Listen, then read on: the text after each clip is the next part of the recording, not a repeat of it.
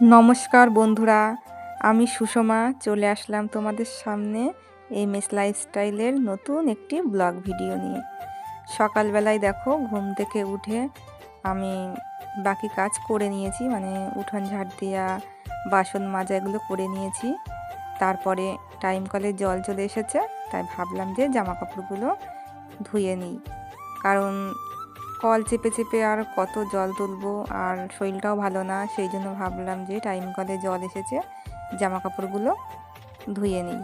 তা দেখো খুব সুন্দর রোদ উঠেছে, আর জামা কাপড়গুলো আমি মেলে দেবো, শুকিয়েও যাবে কিন্তু। আর প্রচুর কাজ আছে আমার, সেগুলো সব একে একে করতে হবে। তোমরা সবাই দেখতে থাকো আমি কি কি কাজ করি। আর আমার ভিডিওটি যে যেখান থেকেই দেখছো না কেন, আশা করি খুবই ভালো আছো, সুস্থ আছো।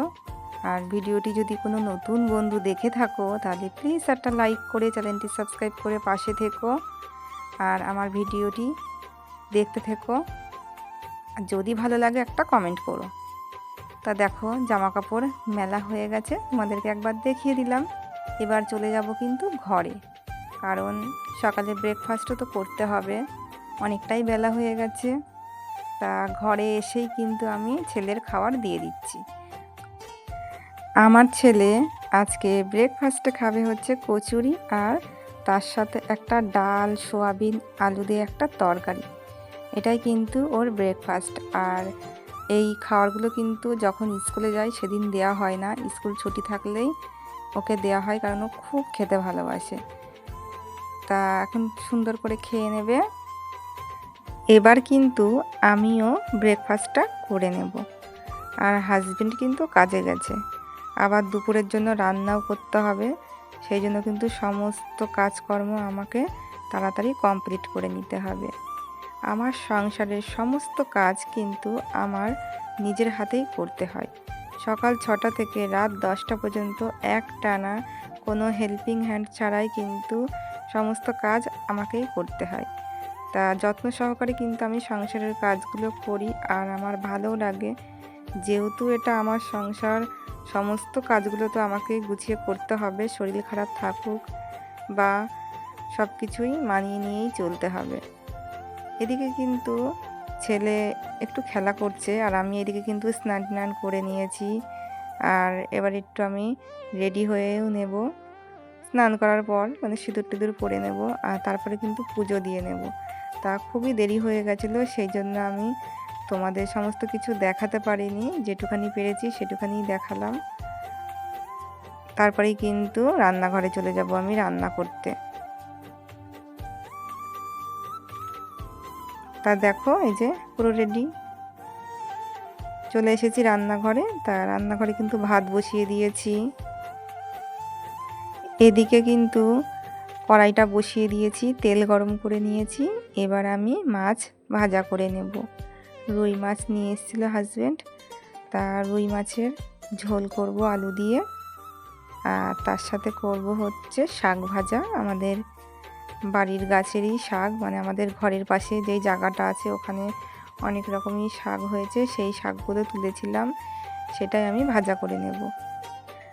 রান্না বান্না করতেও কিন্তু অনেকটাই টাইম লাগে, তাও সমস্ত কিছু একা হাতেই, বললামই তো, একা হাতে সমস্ত কিছু গুছিয়ে কাটাকুটি করে মশলা করে সমস্ত কাজ করতে অনেকটাই টাইম লেগে যায়। তা তবুও করতে হবে, শরীর খারাপ নিয়েও কিন্তু আমাকে সমস্ত কাজ একা হাতেই করতে হয়। কারণ আমি যেভাবে সংসারটা গুছিয়ে সংসারের কাজগুলো করব সেভাবে তো আমার হাজব্যান্ড পারবে না করতে। সেই জন্য কিন্তু শরীর খারাপ থাকলেও মানে বেশিরভাগটা আমাকেই করতে হয়। তাই এদিকে দেখো শাক ভাজা করে নিচ্ছি, আর শাকটা খুব ভালো। শাকটা কিন্তু আমি সিদ্ধ করিনি, একেবারে তেলের উপরেই দিয়েছি, তাই কত সুন্দর নরম হয়ে গেছে দেখো। তা কী কী রান্না করেছি চলো তোমাদেরকে দেখিয়ে দিই। হাঁড়িতে রয়েছে দেখো গরম ভাত, আর এদিকে রয়েছে দেখো এই যে একটু ডাল, এটা হচ্ছে আগের দিনের ডালটা, এটা রেখে দিয়েছিলাম, একটু গরম করে নিয়েছি। আর তার সাথে দেখো শাক ভাজা আছে, আর আছে হচ্ছে মাছের ঝোল। আজকে দুপুরের মেনু কিন্তু এটাই। আর আমরা কিন্তু এবার খাওয়া দাওয়াটাও করে নেব। রান্নাগুলো কিন্তু খুব সুন্দর হয়েছিল। তা খাওয়া দাওয়া করে নিয়ে একটু শুয়েও ছিলাম দুপুরবেলা। আর চলে আসলাম দেখো একেবারে সন্ধ্যাবেলায় তোমাদের সামনে। যেই জামা কাপড়গুলো কেচেছিলাম সেগুলো তো সব শুকিয়ে গেছে। তাই আমি দেখো একে একে সুন্দর করে ভাঁজ করে নিচ্ছি। ভাঁজ করে নিয়ে সব রেখে দেব। তা প্রচণ্ড রোদ উঠেছিল, আর এখন একটু জামা কাপড়গুলো তাড়াতাড়ি শুকিয়ে যায় রোদ থাকলে। তা দেখো যে চুড়িদার, নাইটি, ছেলের গেঞ্জি, এগুলো কিন্তু সবই আমি কেচেছিলাম আজকে। আর ভাঁজ করে রেখে দেবো এবার। আমার হাজবেন্ড কিন্তু বাড়ি চলে এসছে। তা সন্ধ্যার আগে আগেই বাড়ি এসেছে, ও ফ্রেশ হয়ে নিয়েছে। তা আমি আবার ওকে বললাম যে একটু ফোনটা ধরে দাও, একটু ভিডিও করি।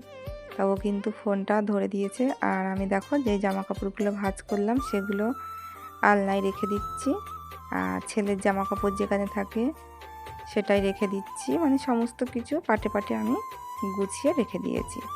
আর তারপরে দেখো সন্ধ্যাবেলায় তো একটু কিছু খেতেই হবে।